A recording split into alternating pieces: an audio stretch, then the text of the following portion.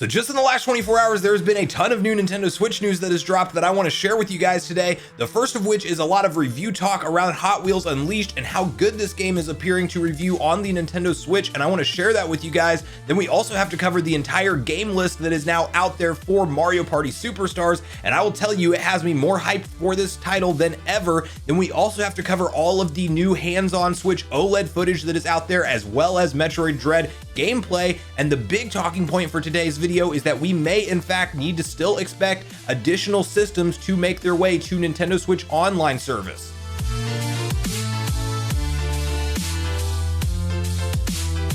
What's up, Nation? If it's your first time on the channel, make sure you join Sunbro Nation by subscribing below, hit the like button on this video if you enjoy it today, and make sure you turn on your bell notification icon so you're kept up to date with all the newest gaming news. As I mentioned, guys, we're covering quite a few different stories today because, to my surprise, there's just been like non-stop Nintendo Switch news dropping online, and I do want to cover these stories in a certain order, and we are going to kick it off with Hot Wheels Unleashed, as that game is actually set to come out on September 30th, which is this week, if you can believe it, and it is apparently running great on the Switch, and there are now review scores out there, and there are various different sources reporting that this is the best Hot Wheels game so far. And of course, we have not had many of them over the course of time, but as somebody that I'm a fan of Hot Wheels Turbo Racing back in the day, because I just have super nostalgia for that game, and I do think that, you know, I hope at least that we will maybe see that come to Nintendo Switch Online service as part of the N64 collection at some point. It is really cool to see a Hot Wheels game with this level of graphical fidelity. It is interesting to me that they went with a more realistic style of racing as opposed to like the over-the-top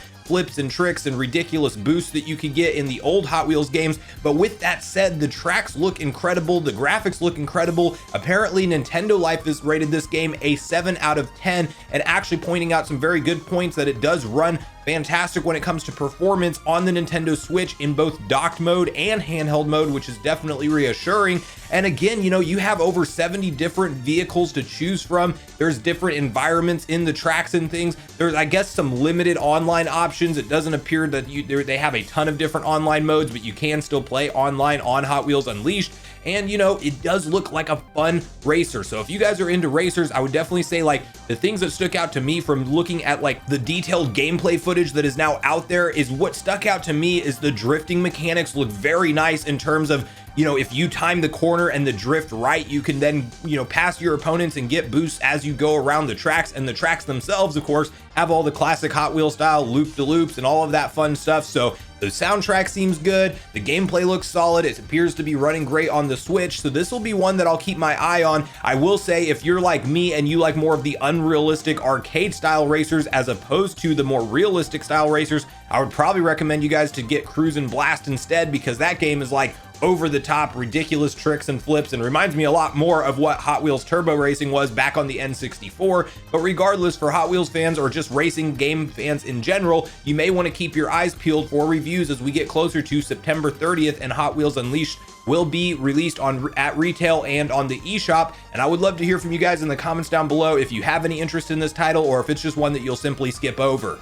Now, the next thing I want to share with you guys is a major update that we have around Mario Party Superstars, and I will tell you, this got me significantly more hyped for this title's release, as if you've been around on the channel, you've probably heard me say over the course of time that I've always been a huge Mario Party fan, but me and my friends definitely fell off from playing them near as much when they did that Wii era and forward style mini games, as they just heavily all relied on motion, and a lot of the stuff that I enjoyed, like who can tap the buttons the fastest, or you have to have precision with the analogs when running through mazes and things like that, you didn't have to worry about in these new games, and it was all kind of just tied to motion type gimmick controls. And while I like that every now and then as a one-off, I don't prefer it for the mass majority of all mini games in Super Mario Party or Mario Party titles. So I've definitely fallen off from, you know, playing the Mario Party games near as much.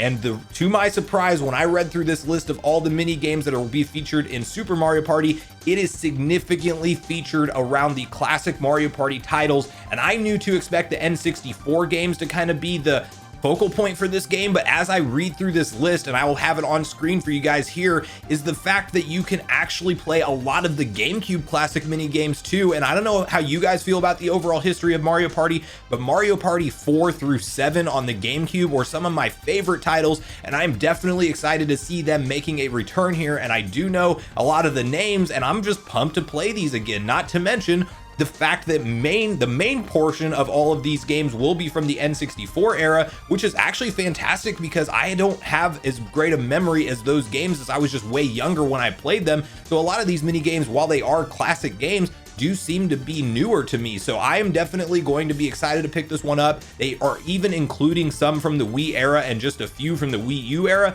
But whenever I see the mass majority of them being from the classic Mario Party era that I grew up with and that I have nostalgia for, I am more pumped now for this Mario Party Superstars release, and I am excited and counting down the days to October 29th. But I would love to hear from you guys on, what do you have the most nostalgia for when it comes to Mario Party? Will you be new to Mario Party this time around? Is it something that you're going to plan on picking up at release on October 29th, or maybe wait to see how it reviews online first and things like that? So please share your thoughts and opinions on Mario Party Superstars in the comments down below.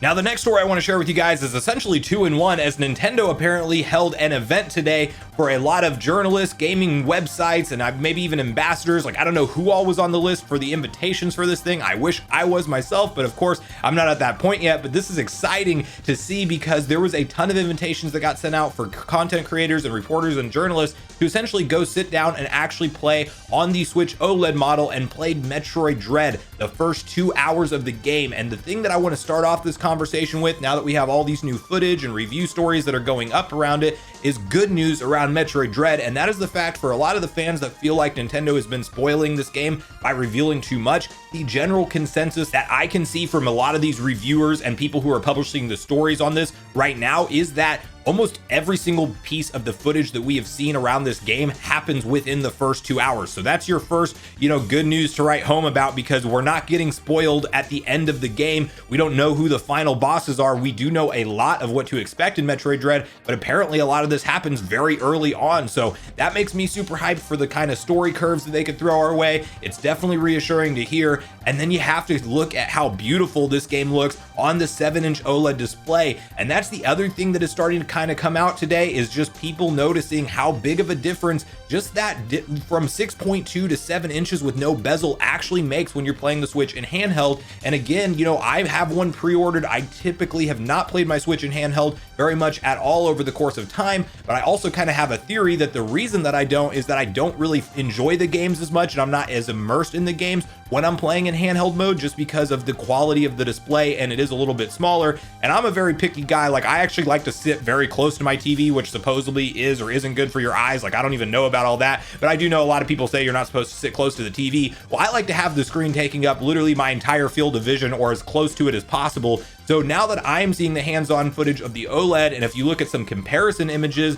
that are out there, just that small difference of 6.2 to 7 inches actually is making what appears to be a huge difference, especially considering the way that the contrast pops and the colors pop so much more on this OLED model. And while we don't have the true hands-on footage to see like what that's actually going to look like, because you're not going to be able to experience it through a camera lens then on a video uploaded to YouTube, but you can kind of see some differences in brightness, and you can see from some of these comparison images just how much more immersive the OLED screen looks. But if you guys are on the fence about maybe trying to find one of these OLEDs, I would encourage you that as we get closer and closer to the release, hopefully retail units will start to be sent out, and there will be maybe some hands-on demos at our local stores like Targets and Walmarts and all of that. So hopefully you guys can go see some hands-on footage for yourself, because I do think that you will be impressed with this, as the overall consensus for all the people who have gotten the hands-on with the Switch OLED just can't stop talking about how big of an improvement this display is in handheld mode specifically.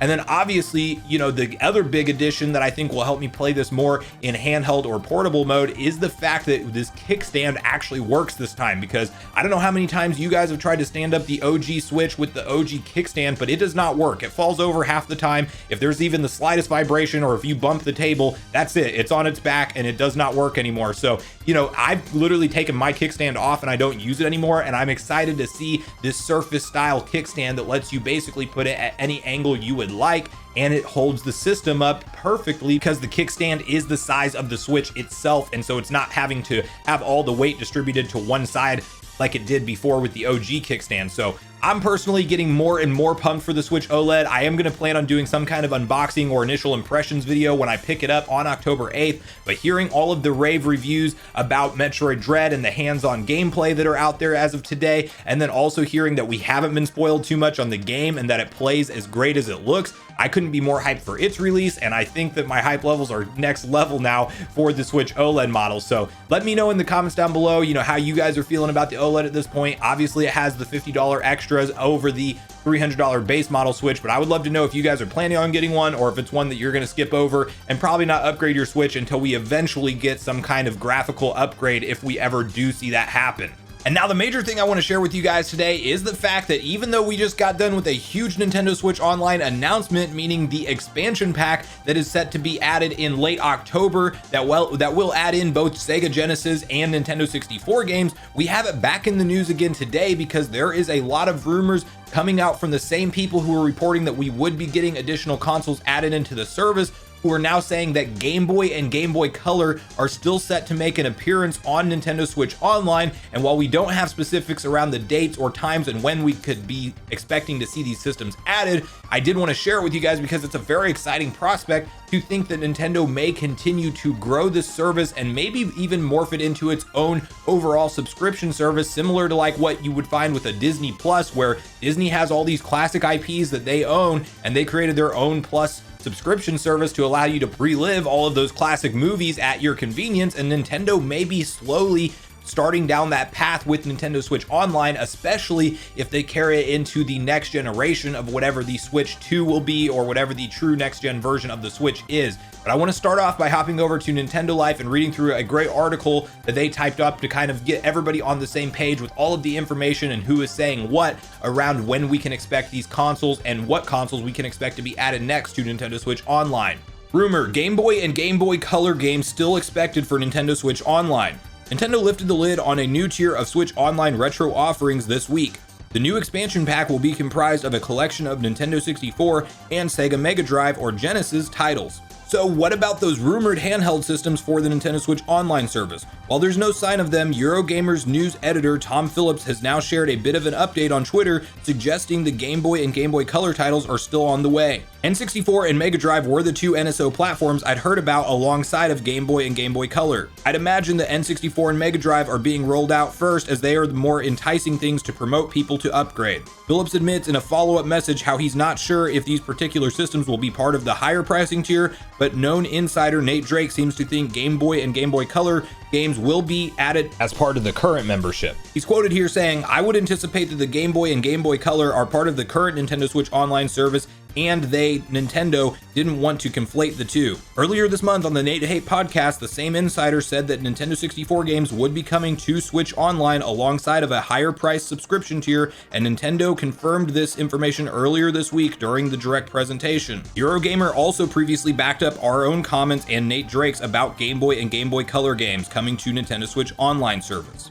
So while it would be surprising for Nintendo to just come out and announce right after they add in two brand new systems to Switch Online service via the expansion pack, to then turn around and surprise us with another two handheld classic systems, I do think it's possible. I think that it's more likely to be spread out. Like, they probably want to focus on N64 and Genesis first to get people into that higher subscription tier, as I definitely think that that is their goal. And then, we have to remain to wait and see about the pricing on what it actually is, but I would expect that announcement to come out, obviously now in the beginning part of October, so we know what to expect when the service eventually goes live in late October. So, it's all a wait and see game for now, but I do think that this is an interesting talking point, because if you start to bring in Game Boy and Game Boy Color games, in addition to NES, SNES, Nintendo 64 and Sega Genesis all on the same online subscription offering, that is a lot of value right there. And then you have to have the conversation that maybe down the line we see them add in Game Boy Advance, to maybe the expansion pack tier of the